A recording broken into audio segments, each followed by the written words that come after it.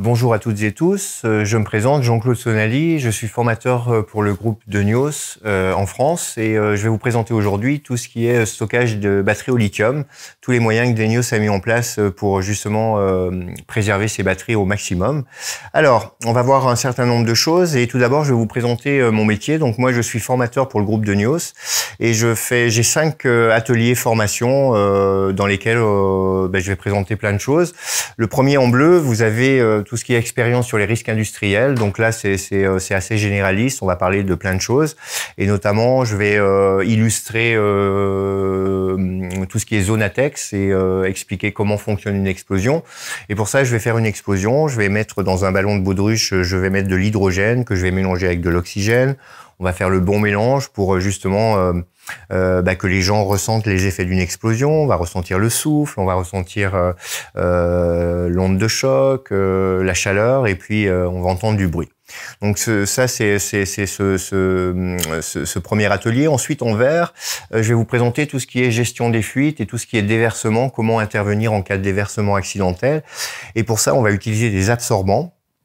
Alors il existe différents types d'absorbants et justement à l'issue de cet atelier, on va faire une simulation d'un déversement dans un bac de rétention individuel, justement où je vais vous apprendre à justement comment utiliser ces absorbants pour que ce soit efficace.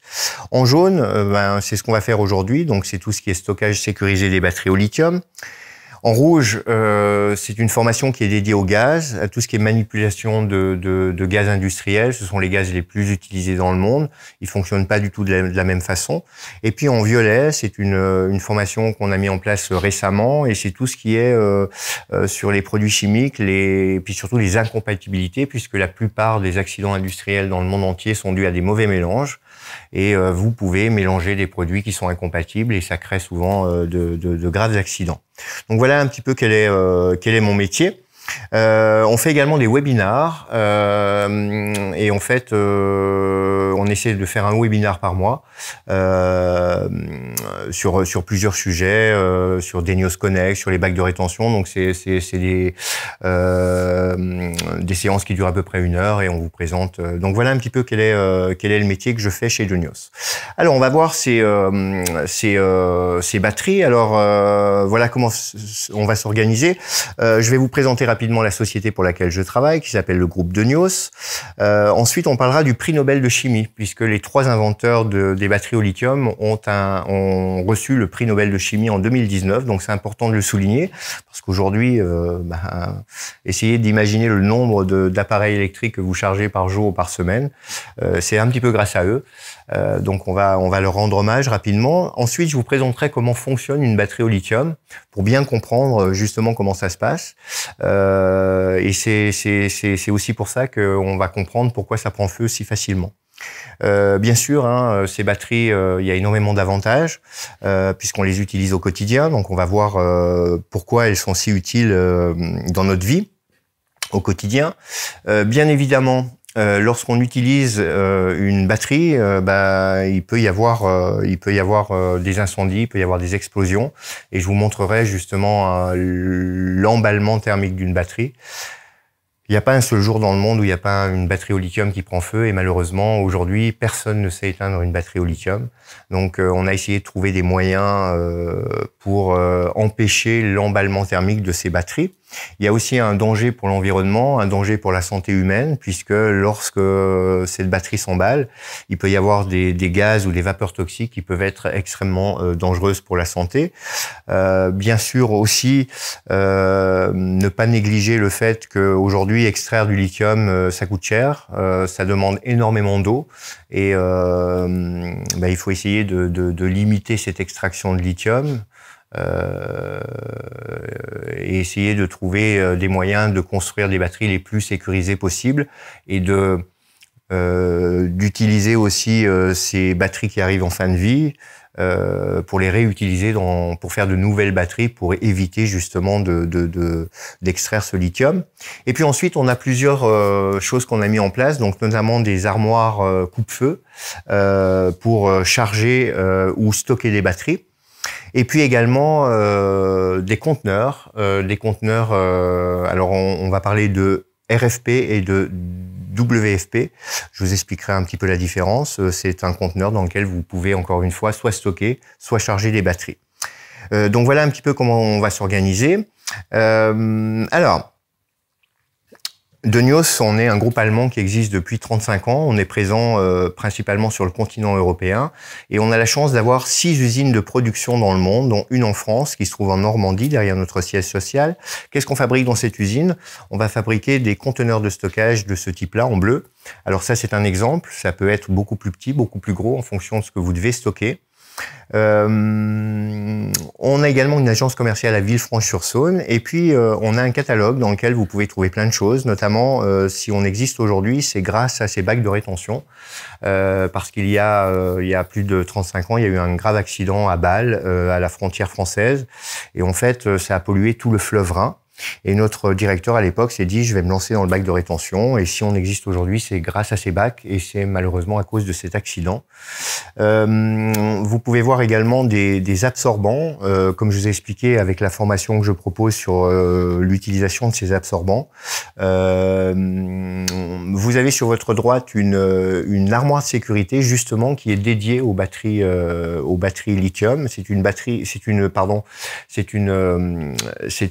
armoire qui est coupe-feu 90 minutes et qui va vous permettre de charger ou de stocker des batteries à l'intérieur. Enfin, là, en l'occurrence, comme il y a des prises électriques, c'est pour les charger. Si cette batterie prend feu, ben, vous pouvez être sûr que l'intégralité de l'armoire va prendre feu.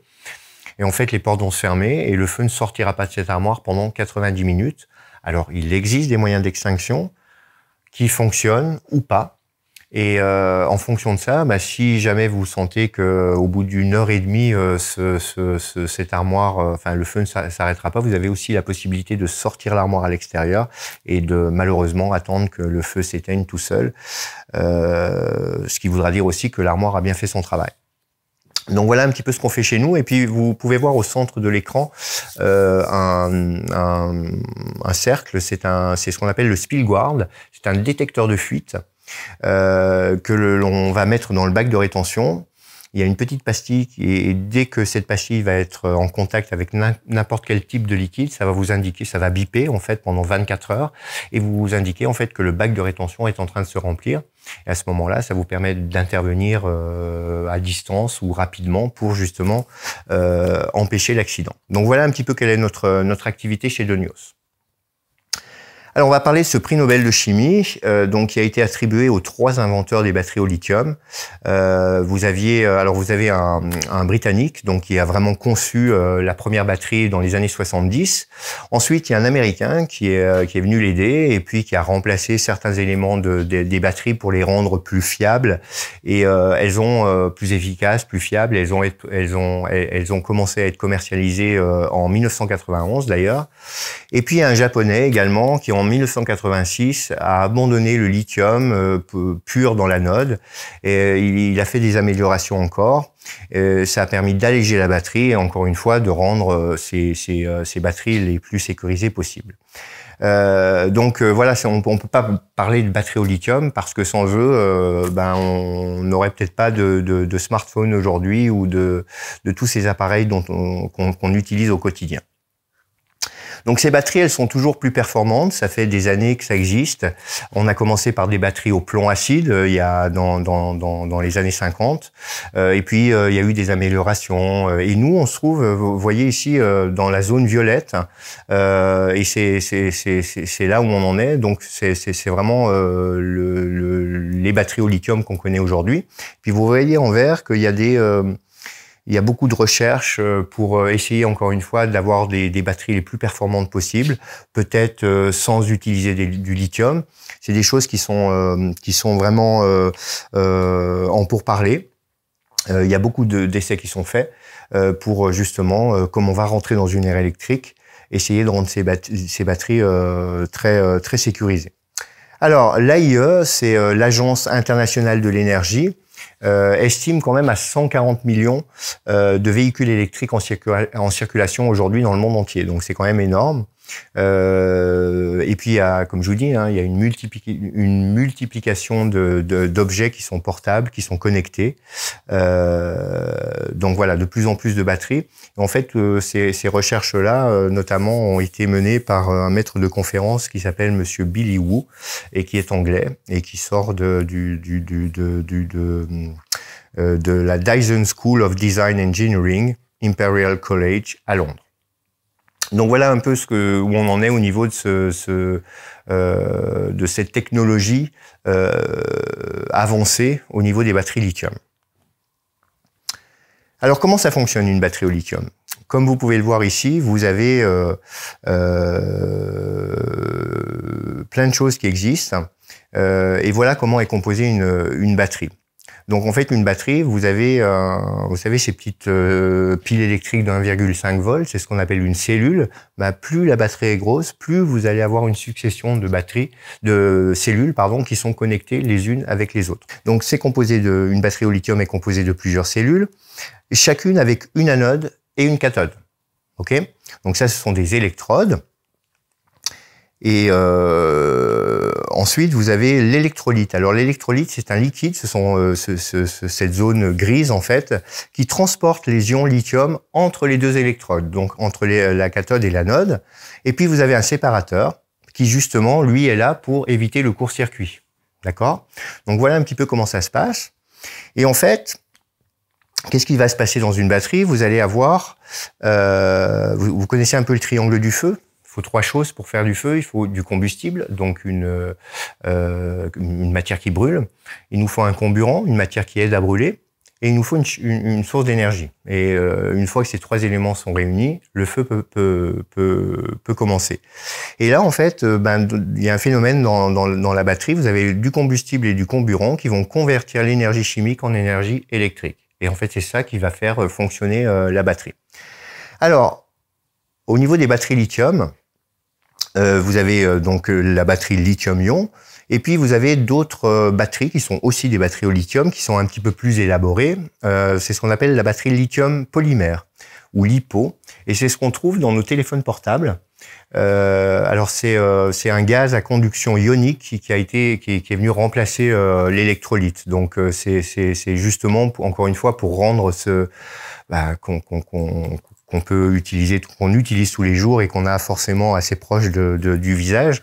Donc c'est important d'éviter en fait que ça s'emballe trop facilement.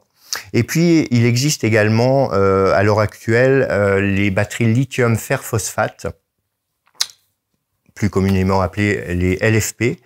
Et donc là encore, il y a eu des améliorations. En fait, la cathode en phosphate de fer lithié, la cathode est en phosphate de fer lithié et l'anode est collecteur de courant métallique. Donc en fait, ça a rendu la batterie un petit peu plus sûre, plus performante, plus écologique, mais malheureusement, ça a enlevé 15% de son énergie. Donc il faut essayer de trouver des compromis. Malheureusement, on a besoin de plus en plus d'énergie, donc ces batteries doivent être de plus en plus grosses, ou en tous les cas pouvant stocker de l'énergie. Mais vous allez voir que c'est compliqué parce que plus c'est gros, plus il y a de l'énergie à l'intérieur et plus ça peut prendre feu facilement. Les batteries, on les utilise tous les jours. Vous voyez ici, je vous ai mis un tableau en fait où vous avez par exemple des smartphones, vous avez également des tablettes sur lesquelles vous pouvez jouer ou consulter vos emails. Vous avez des PC, vous avez des tondeuses à gazon qui se chargent électriquement. Vous avez les vélos électriques, il y en a de plus en plus dans les villes. Des trottinettes électriques. Et puis, bien sûr, on va rentrer dans l'ère électrique de la voiture. Et il existe aujourd'hui beaucoup de voitures électriques en circulation également. Je vous disais 140 millions dans le monde entier. Et vous voyez, cette colonne rouge, en fait, c'est ce qu'on appelle la capacité AH. Alors, AH, c'est quoi? C'est l'ampère-heure. C'est la quantité de charge traversant la section d'un conducteur parcouru par un courant électrique de 1 ampère pendant 1 heure. Et vous voyez la différence qu'il peut y avoir entre un smartphone et entre une voiture électrique. Donc, vous voyez, si on prend le cas, par exemple, de notre Renault Zoé électrique, qui existe depuis une dizaine d'années, a une capacité de 52 kWh. Et en moyenne, aujourd'hui, les voitures électriques ont une capacité de 100 000 kWh. Ok, et comme on rentre dans une ère électrique, plus il faut de l'énergie, moins on va devoir charger la batterie. Donc plus les batteries vont être grosses, plus elles vont avoir de l'énergie à l'intérieur, et on peut monter on va sans doute monter à des 200, 400 kilowatts. Beaucoup d'avantages dans ces batteries, grande capacité de stockage d'énergie forcément, c'est pour ça qu'on les utilise. Elles sont généralement très faciles à porter, donc elles pèsent pas lourd, faible poids, elles sont très compactes, notamment dans nos téléphones portables. Elles ont une durée de vie qui est à peu près de 3000 cycles de recharge, ce qui est quand même énorme. Il y a une technologie de charge rapide. Quand on parle d'un téléphone portable, on met à peu près 3/4 d'heure. Une voiture électrique, ça peut prendre un petit peu plus de temps. Aujourd'hui, il y a un faible coût pour la recharge de ces smartphones, par exemple. Batterie électrique, enfin une voiture électrique, si on commence à faire le plein d'énergie sur l'autoroute, alors ça sera bien évidemment pour l'instant moins cher que les carburants classiques, mais on commence à parler de 30 € le plein d'énergie. Donc voilà, on ne sait pas comment ça va se passer dans les années à venir. Et puis, la batterie au lithium, il n'y a pas d'effet mémoire. L'effet mémoire, en fait, c'est le fait de recharger la batterie une fois qu'elle a été complètement vidée. Et ça posait des problèmes. Et en fait, le fait d'utiliser ces batteries au lithium, ça empêche l'effet mémoire. Donc, en fait, une batterie, si elle a été complètement vidée, le fait de recharger la batterie va permettre normalement, si tout se passe bien, un chargement complet sans provoquer d'accident. Et là justement, on peut les comparer avec ce qu'on appelait les batteries NICD, qui elles, une fois que la batterie était complètement déchargée, il y avait des soucis pour le rechargement. Alors il faut savoir, comme je vous disais, on rentre dans une ère électrique, donc d'ici 2030, en fait, 2030-2035, normalement, on devrait avoir sur le marché que des voitures électriques ou des voitures hybrides.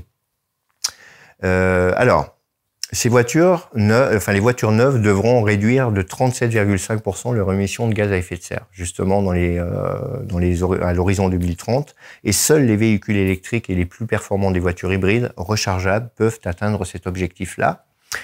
Et puis, aujourd'hui, il faut savoir que produire une voiture électrique émet beaucoup plus de CO2 que de produire une voiture thermique.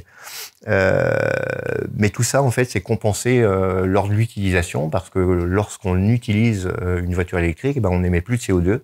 Donc, au final, c'est moins consommateur il va y avoir moins de consommation de gaz à effet de serre quand on utilise une voiture électrique, bien sûr.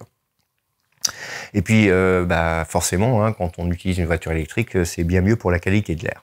Alors, comment fonctionne cet emballement thermique? L'emballement thermique, il peut être causé soit par l'explosion ou le feu, et c'est souvent, il y a souvent des fumées très irritantes qui sortent de cet emballement thermique. Et vous voyez un petit peu comment ça se passe. C'est plus la température augmente, au-delà de 60 degrés, l'emballement commence à arriver en fait. 70 degrés, l'électrolyte commence à s'évaporer. Et puis, quand on arrive aux alentours de 120, 130 degrés, le séparateur, il va commencer à fondre. Après, l'électrolyte va se libérer. Et puis, là, on parle vraiment d'emballement thermique. Et c'est quelque chose d'assez impressionnant. Alors, je vous invite à regarder cette vidéo. C'est un test qu'on a fait à notre siège en Allemagne, où on a provoqué l'emballement thermique d'une batterie. Donc, comme vous pouvez le voir, ça fait beaucoup de bruit, il y a beaucoup de petites explosions, et puis vous voyez un petit peu la fumée qui peut se dégager de cet incendie. Alors ça a été provoqué, mais vous imaginez un petit peu si vous, dans des grandes villes comme à Paris, comme à New York, où on va se déplacer de plus en plus en vélo, on habite souvent dans un appartement, on va charger sa batterie, enfin son vélo électrique ou sa trottinette électrique dans son appartement, et on n'est pas à l'abri qu'un emballement thermique se produise dans. Et vous avez aujourd'hui, je vous dis, des immeubles entiers qui sont calcinés à cause de ces batteries au lithium. Alors, le risque d'incendie et d'explosion vient principalement de trois causes principales. Soit la surcharge électrique, c'est-à-dire lors du chargement de la batterie. Et en fait, je vais vous raconter un petit peu ce qui m'est arrivé l'été dernier où j'ai changé la batterie de mon téléphone portable parce qu'il était en fin de vie. Et comme je vous disais tout à l'heure, normalement, quand on charge aujourd'hui son téléphone portable, ça va durer 3/4 d'heure, 1 heure. Et là, au bout de, je me souviens encore, au bout de 2 heures, je prends mon portable et il était à 37% de charge. Et en fait, il était bouillant. Le fil était bouillant. Le chargeur était bouillant. Ça veut dire que cette batterie en fin de vie ne peut plus accepter l'énergie qu'on a envie de lui donner. Et en fait, elle n'arrive pas jusqu'au bout. Et c'est là où l'emballement thermique peut arriver. Donc, c'est vraiment important de faire attention à ça. J'ai juste changé mon téléphone portable, on a acheté un neuf et puis tout va bien aujourd'hui. Il peut y avoir aussi, l'emballement thermique, il peut être provoqué aussi par l'endommagement de la batterie. Donc, essayez de faire attention, d'éviter de faire tomber votre portable trop souvent. Ça peut endommager la batterie. Même chose pour les vélos électriques, tout ce qui est à batterie. La seule chose à faire aujourd'hui pour éviter l'emballement thermique, c'est de vraiment faire attention et de bien utiliser cette batterie. Alors surcharge électrique, endommagement mécanique et puis surcharge thermique, c'est-à-dire qu'au-delà d'une certaine température, comme vous l'avez vu, on peut plus revenir en arrière et l'emballement thermique va aller très très vite. Et en fait, le feu va continuer jusqu'à l'épuisement du combustible. Donc, regardez cette vidéo également. Alors c'est une vidéo qui provient de la télévision belge. Et je vous laisse écouter. Mais d'abord, l'image du jour, c'est une voiture électrique Tesla carbonisée qui baigne dans un container. La voiture a pris feu ce week-end à Anvers pendant une recharge. Et ce matin, elle trempe donc dans un bac d'eau pour être sûre que les batteries refroidissent. Chantal Monet avec Bruno Spaak. Carbonisée, la voiture a déjà passé plus de 24 heures dans un container rempli d'eau sur un parking du zoning d'Anvers. Un bain de refroidissement qui pour l'instant ne suffit pas à éteindre le feu. À 2 reprises hier soir et ce matin, la voiture a été sortie des eaux et à 2 reprises, elle a pris feu. Une situation particulière pour les pompiers. Il s'agit en fait de stopper la réaction chimique qui a commencé à cause du feu. Et ça, c'est en fait le grand défi. Parce que trouver la place, vraiment l'endroit exact où la réaction chimique prend place, ça, c'est la difficulté pour nous. Et c'est ça c'est la raison que l'immergement du véhicule, c'est la tactique le meilleur, en fait. Des agents de Tesla se relaient jour et nuit pour surveiller le site. Combien de temps faudra-t-il pour neutraliser la réaction en chaîne qui s'est déclenchée lors du rechargement de la batterie ? Sans doute plusieurs jours, voire plusieurs semaines. Qu'il s'agisse d'un feu ou d'une désincarcération, les incidents sur voitures électriques nécessitent une intervention particulière de la part des pompiers. On remarque de plus en plus d'interventions à cause d'augmentation de ventes, évidemment. Et on remarque qu'à jour d'aujourd'hui, c'est quand même quelques fois par mois que quelque part en Belgique, il y a un incident grave ou moins grave avec un véhicule pareil. Oui. Depuis 2012, les hommes du feu sont formés aux interventions sur véhicules électriques. Reste que toutes les casernes du pays ne disposent pas de containers pour le refroidissement. Donc, comme vous avez pu le voir dans cette vidéo, il y a de plus en plus de voitures électriques. C'est une vidéo qui date à peu près d'1 an et demi, 2 ans. Mais regardez, tous les jours, on croise notamment des Tesla partout en Europe, partout dans le monde. On est en train de fabriquer, les fabricants européens sont en train de fabriquer aussi des voitures électriques. On est en train de fabriquer, de construire à Dunkerque, en France, dans le nord de la France, une méga factory pour construire nos propres batteries, parce qu'il faut savoir qu'aujourd'hui, il y a 95% des batteries qui sont fabriquées en Chine. Elles ont le mérite d'exister, on est bien content de les trouver. En revanche, il y a beaucoup de ces batteries qui arrivent en fin de vie, qui se retrouvent dans des déchetteries, qui se retrouvent chez nous, et qui, malheureusement, dans des déchetteries, elles vont prendre la pluie, elles vont prendre le soleil, elles vont être choquées tous les jours. Et au bout d'un moment, il y a beaucoup d'accidents, encore une fois, dans les déchetteries en France. Alors, on a essayé de trouver des moyens justement pour éviter, ou en tous les cas retarder l'emballement thermique d'une batterie. Alors on a trouvé, on a créé ce qu'on appelle les pyrobubbles. Donc c'est vraiment pour stocker et transporter les batteries au lithium.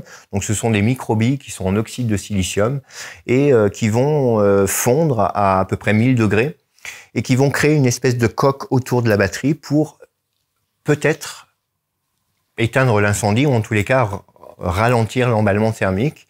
Donc, vous voyez, on peut, si vous avez par exemple des batteries que vous devez transporter, qu'elles soient endommagées ou pas, vous pouvez les mettre dans des caisses de transport. Donc, il en existe de plusieurs sortes et de plusieurs tailles. Il suffit de les mettre, vous les mettez au milieu de ces sacs de billes, en fait, et puis donc, ce que je viens de vous expliquer va se produire. Ensuite, il existe d'autres types d'extinction, notamment ce qu'utilisent les pompiers. Alors c'est un type d'extincteur qui s'appelle l'extincteur F500. Et là, alors c'est un procédé qui s'appelle l'encapsulation, qui encore une fois va essayer de limiter la température, c'est-à-dire de ralentir la température. Et en gros, moins c'est chaud, plus c'est facile à éteindre. Alors encore une fois, aucun pompier m'a certifié aujourd'hui que ça a marché à 100%, mais ça a le mérite d'exister et ça peut éteindre éventuellement un feu de batterie. Ensuite, il existe un autre procédé qui s'appelle l'AVD. Donc ça, c'est la dispersion de vermiculite. C'est ce qu'on utilise notamment dans nos conteneurs pour essayer d'éteindre une batterie au lithium. Et là, encore une fois, c'est une réaction chimique qui va essayer d'isoler l'oxygène. Et vous savez, dans le triangle du feu, quand on enlève un élément du triangle, le feu va s'éteindre. Alors, ça peut marcher comme ça ne peut pas marcher, mais en tous les cas, ça a encore une fois le mérite d'exister. Alors, bien sûr, je vous disais tout à l'heure, il y a des substances toxiques dans une batterie au lithium, principalement des matières toxiques et des matières corrosives. Et le feu et l'eau réagissent avec les acides présents dans les batteries. Il y a beaucoup d'acides, notamment l'acide fluorhydrique. L'acide fluorhydrique, donc son code HF, qui est extrêmement corrosif, c'est un des seuls acides qui va dissoudre le verre. Je ne sais pas si vous imaginez si ça dissout le verre, ce que ça peut faire dans vos poumons. Et lorsqu'il y a l'emballement thermique d'une batterie, eh bien vous pouvez avoir des émanations d'acide fluorhydrique. On l'appelle aussi le fluorure d'hydrogène. Donc c'est ça, ce sont ces fameux gaz qui forcément dégagent des fumées extrêmement toxiques. Alors ça a une odeur très désagréable. Il y en a en toute petite quantité. Mais on n'est pas à l'abri. Alors ça, c'est la matière corrosive la plus grave et toxique la plus grave. Mais il y en a plein d'autres qui peuvent également se dégager d'un emballement thermique. Il y a deux voies d'exposition possibles, soit par inhalation directement, c'est-à-dire que ça va directement rentrer dans vos poumons, ou alors également par contact, c'est-à-dire contact de la peau, des muqueuses ou des yeux. Et puis, il faut savoir aussi que extraire du lithium, c'est pas bon pour la planète. Et en fait, il y a eu une augmentation de 33% de la consommation mondiale de lithium depuis 2020. Je ne sais pas si vous imaginez, c'est juste énorme. Et en fait, le fait d'extraire du lithium, ça demande énormément d'eau. Donc, extraire du lithium, c'est extrêmement énergivore en eau. Et il y a des pays comme au Chili, notamment en Amérique du Sud, où en fait c'est vraiment des conditions assez extrêmes, comme on pouvait aller chercher le charbon avant. Mais là, ça demande de l'eau et puis c'est vraiment pas bon pour la planète. Donc il faut essayer de trouver des moyens de récupérer les anciennes batteries, d'extraire tous ces métaux et notamment le lithium pour refabriquer des cellules sans doute plus petites. Par exemple, une tondeuse à gazon la batterie d'une tondeuse à gazon qui qui tomberait en panne parce qu'elle est en fin de vie.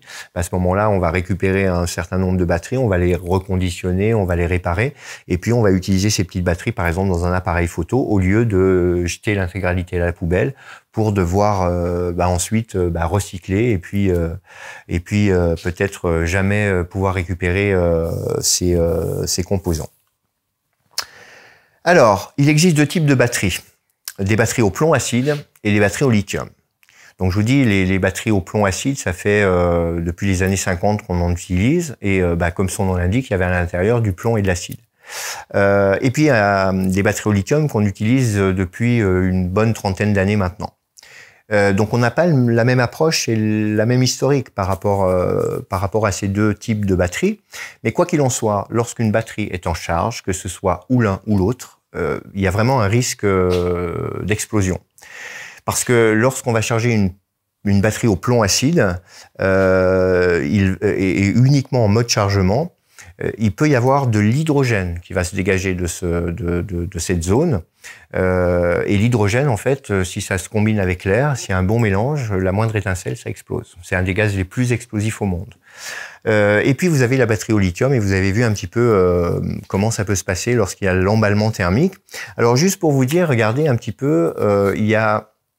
Concernant les batteries au plomb acide, il y a un arrêté qui est paru en mai 2000, c'est-à-dire il y a plus de 23 ans, et qui dit qu'il faut une salle de charge nécessaire lorsque la puissance du chargeur dépasse les 50 kW. Cette même loi est sortie pour les batteries au lithium en octobre 2019, ça fait 4 ans. Pourquoi? Parce qu'on n'avait pas suffisamment de recul sur l'utilisation de ces batteries. Et cette même loi dit qu'il faut une salle de charge nécessaire lorsque la puissance du chargeur dépasse les 600 kW. Et si on reprend le cas de notre Renault Clio tout à l'heure, 58 kW. 58 kW, vous avez vu que la moyenne du chargeur, c'est à peu près 100 kW pour la moyenne des batteries dans le monde, mais des voitures actuelles. Et comme on va devoir construire un grand nombre de batteries, qui va devoir accueillir de plus en plus d'énergie, ce kilowatt peut monter et ça peut arriver jusqu'à 200, 400 kW. Mais le jour où un constructeur va vous vendre une batterie à plus de 600 kW, si on considère la loi française, vous ne pourrez plus charger votre voiture dans votre garage. Il faudra aller dans une zone pour la charger. Donc voilà et malheureusement, ce sont aujourd'hui les seules lois qui existent concernant l'utilisation de ces batteries. Alors ça va arriver, hein, vous inquiétez pas, mais on attend tous vraiment une législation sur comment les utiliser, comment les charger, comment les stocker, etc., etc. Donc je vous disais, hein, regardez le gros risque qu'on a lorsqu'il y a l'emballement thermique d'une batterie, on peut être confronté à de l'acide fluorhydrique. Je vous rappelle que c'est le seul acide qui dissout le verre. Regardez ce que ça peut donner sur des mains, sur des yeux, avec de graves brûlures oculaires et cutanées. On va trouver également dans les batteries au plomb acide, forcément, comme son nom l'indique, le plomb, qui est un métal très toxique pour l'homme. Parce que ça peut provoquer le saturnisme. Alors vous voyez ces dents, hein, c'est pas les miennes, mais en fait il y a un petit liseré bleu et en fait c'est ça qui va vous déchausser les dents. C'est quand même extraordinaire. Il y a quelques années il y a plusieurs années maintenant on mettait du plomb dans la bouche. Bon, c'est en faible quantité. Et puis le saturnisme, c'est en gros vous allez remplacer votre cerveau par un gruyère et puis et le plomb par le rat. Et voilà, le plomb ça mange le cerveau et puis vous pouvez devenir malheureusement perturbé au niveau de l'esprit.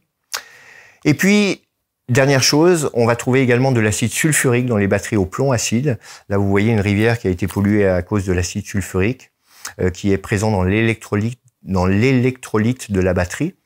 Et vous voyez, une batterie abandonnée pollue 1 mètre cube de terre pour plus de 100 ans. Donc c'est juste énorme. Alors bien sûr, hein, comme on le disait, de plus en plus de batteries, donc de plus en plus d'accidents. Et regardez, il y a eu plus d'accidents en 3 ans, c'est-à-dire de 2016 à 2019, que depuis la mise sur le marché en 1991, pardon.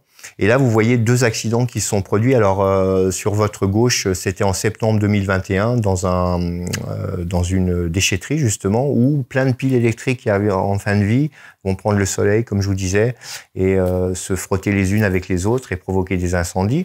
Une autre ici en 2021. 3 sites de recyclage, c'était de l'entreprise Galou, ont été victimes d'incendies également. Et ça, c'est dû à plusieurs facteurs, notamment donc l'arrivée massive d'équipements fin de cycle, parce que normalement une batterie, ça va de 5 à 10 ans. Si on prend le cas par exemple d'une brosse à dents, la brosse à dents électrique, quand elle est en fin de vie, qu'est-ce qu'on fait? On va l'acheter à la poubelle, tout simplement. Chose qu'il ne faut pas faire, bien sûr, mais on ne le savait pas, donc on l'a tous fait, et voilà ce qui se passe. Et puis, stockage plus long, parce que avant, on essayait d'envoyer ces batteries dans des pays qui voulaient bien les accepter pour les recycler, ou en tous les cas, on savait pas ce qu'ils faisaient trop avec. Mais aujourd'hui, ils en veulent plus. Donc, qu'est-ce qu'elles font? Elles restent chez nous, dans les déchetteries, de plus en plus longtemps, et c'est pour ça qu'il se passe encore une fois des accidents. La hausse des températures, les étés pluvieux, donc forcément ça aide pas. Et puis il faut savoir aujourd'hui que moins de 5% des batteries en fin de vie sont recyclées. Alors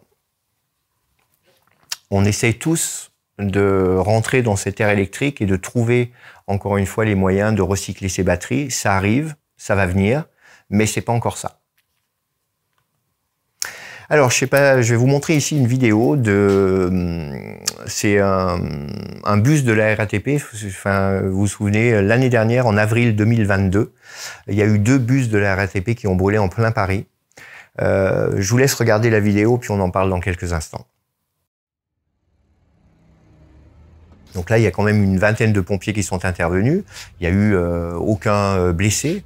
Mais en fait, en gros, ils ont enlevé le bus quand ça a fini de brûler, parce que il y avait aucun moyen de l'éteindre. Et regardez un petit peu les vapeurs toxiques qui ont été qui vont dans les immeubles et que tout le monde peut respirer. Donc, alors, à l'issue de cet accident, la RATP avait commandé 150 bus électriques. Ils ont tout arrêté.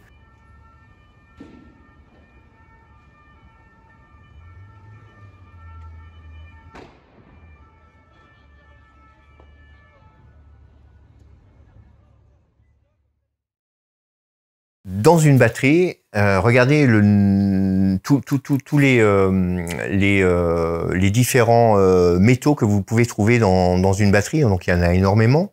Et les feux de métaux, ce sont les plus difficiles à maîtriser. Je vais d'ailleurs vous montrer dans un instant en fait une petite expérience qu'on a réalisée pour vous montrer que le métal, ça brûle très très bien.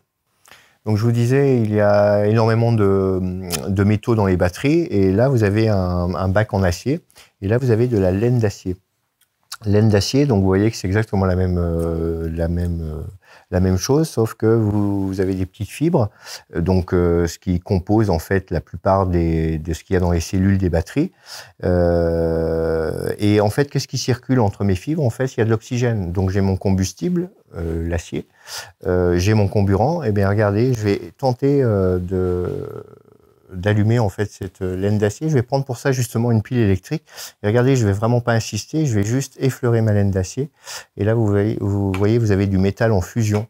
Donc on va le laisser brûler. Et regardez un petit peu comme... Alors si je rajoute de l'oxygène dessus, et regardez, ça active en plus la combustion. Donc vous voyez en fait pourquoi une batterie au lithium prend si vite feu, c'est que à l'intérieur il y a plein de métaux, notamment avec des petites fibres comme ça. Voilà. Donc vous avez vu un petit peu comme ça va vite.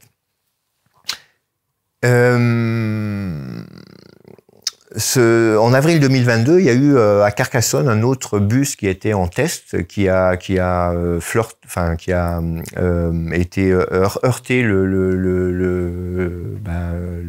pont, un pont, et en fait, encore une fois, il a pris feu. Il est en test, mais voilà. Donc il faut essayer d'éviter à tout moment de choquer ces batteries pour éviter les accidents. Alors je vous disais, vous voyez, vous avez ici en fait les composants et les matériaux utilisés dans les batteries au lithium. Donc voilà, vous voyez, c'est bourré de métal, l'électrolyte, solvant, carbonate d'éthylène, propylène, tout est en métal. Le lithium, le silicium, l'aluminium, le cuivre, le graphite. Et tout ça, ça coûte cher. Il faut en trouver, il faut aller le chercher, et puis surtout, il faut le recycler derrière. Et c'est tout le but de l'opération, c'est qu'aujourd'hui, il y a des lois qui arrivent. Et regardez, la directive européenne, donc qui date de 2006, impose qu'au moins 50% des matériaux utilisés dans les batteries usagées soient recyclés. Ce qui n'est pas le cas. Mais c'est ce que demande la loi. Et en fait, l'Union européenne prévoit d'augmenter les seuils minimums de recyclage de 95% pour le cobalt, le nickel et le cuivre, et 70% pour le lithium. Donc ça veut dire qu'aujourd'hui, oui, tout ce qui va à la poubelle, il va falloir récupérer tout ça, récupérer tous les métaux et reconstruire des batteries avec. Et en fait, à l'échelle mondiale, ce marché a été évalué à 1,6 milliard d'euros en 2020, avec un taux de croissance estimé à plus de 20% par an. Donc, on peut estimer que ça devrait atteindre les 6 milliards d'euros en 2028. Donc, s'il y a vraiment un marché où il va y avoir du travail, c'est vraiment l'utilisation de ces batteries, le recyclage de ces batteries. Tout est bon dans une batterie, dans une pile, tout est utile. Vous avez du manganèse, du zinc, du nickel, de l'acier et tout ça, ça se recycle. Donc en fait, vous avez ici par exemple un procédé, on va trier la batterie, comme vous pouvez le faire quand vous allez forcément jeter plus les piles à la poubelle.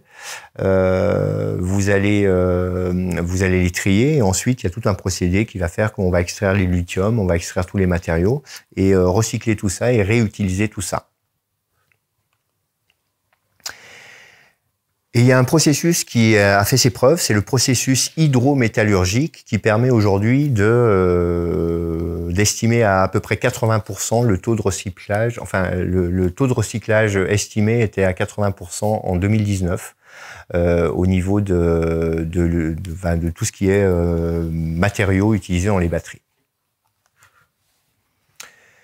Alors, je vais vous montrer quelques images qui sont pas très jolies à regarder. Ce sont des brûlures dues à tout ce qu'on peut trouver dans les batteries et notamment de l'acide fluorhydrique. Alors, je veux vous les montrer parce que c'est pas très joli à voir, mais au moins vous dire que voilà ce qui se passe quand on met pas quand on ne se protège pas, notamment. Voilà, ça, ce sont toutes des brûlures chimiques.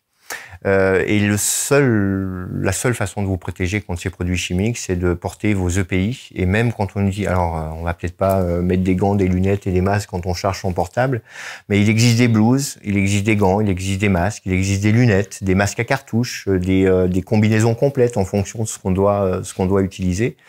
Et puis bien sûr, il existe également des douches ou des rince-œils que vous pouvez trouver dans la plupart des entreprises industrielles en France qui utilisent des produits chimiques.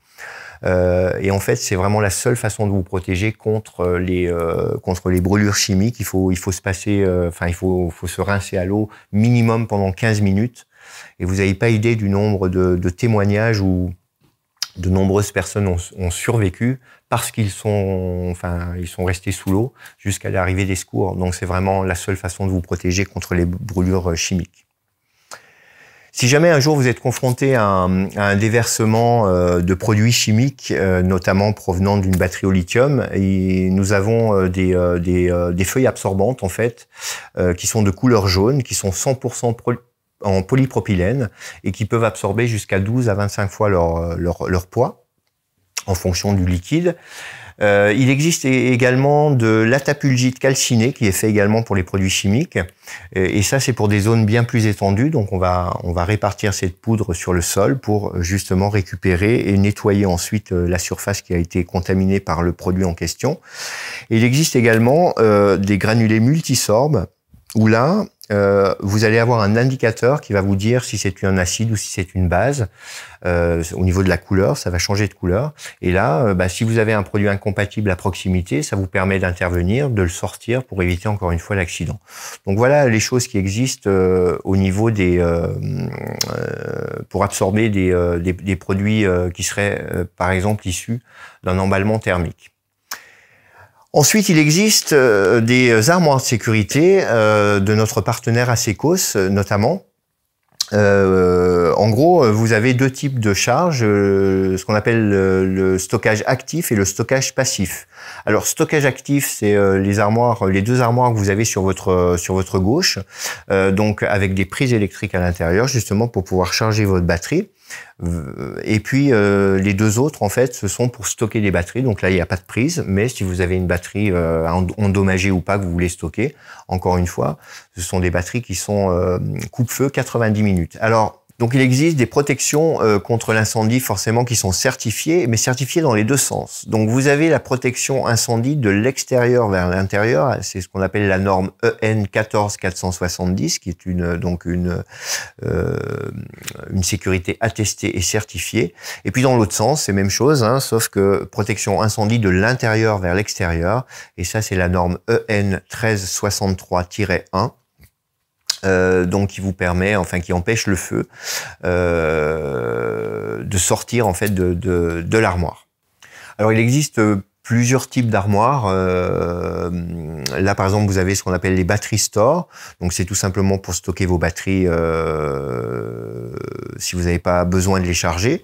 Et puis, vous avez donc la gamme batterie charge. Et là, en fait, alors sur votre droite, vous avez des petites armoires avec plusieurs petits coffres. Avec chacun votre clé, vous pouvez stocker par exemple ou même charger vos batteries ou votre portable pendant que vous êtes en train de travailler. Vous avez des petites armoires également que vous pouvez mettre sous le bureau ou sous une paillasse.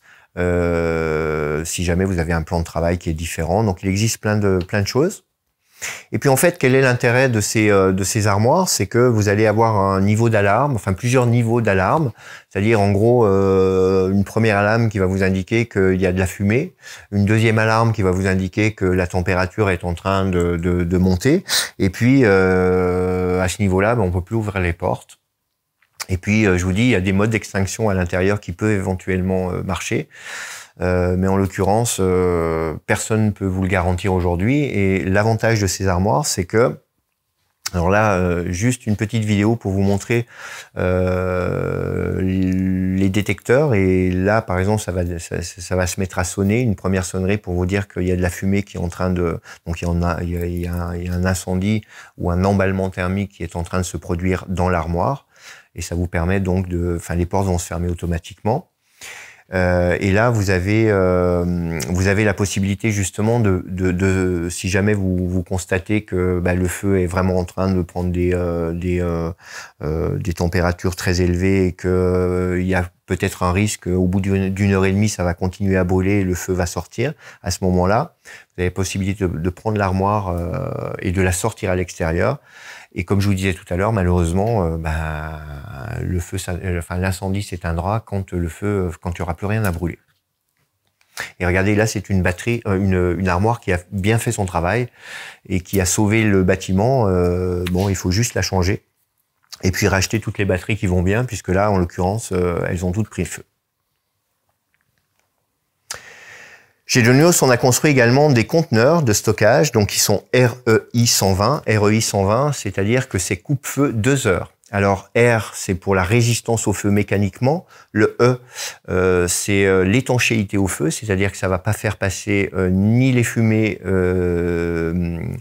ni les gaz toxiques qui pourraient s'en échapper. Et puis le I, c'est tout ce qui est température, c'est-à-dire ça fera pas passer la température pendant 2 heures. Donc c'est protection incendie REI 120, c'est ce que je viens de vous expliquer. Homologué Effectis France. Et puis après, il existe plein de différentes formes et d'options qu'on peut rajouter dans ces conteneurs, ça peut aller de 6 à 22 mètres carrés et configurable à souhait. Et ça, vous voyez ce que vous avez ici sur l'écran, c'est un WFP, c'est ce qu'on appelle des Walk Fire Protection, c'est-à-dire que ce sont des sortes de bungalows dans lesquels vous pouvez rentrer à l'intérieur et puis organiser votre chargement de batterie ou le stockage de votre batterie comme vous le voulez.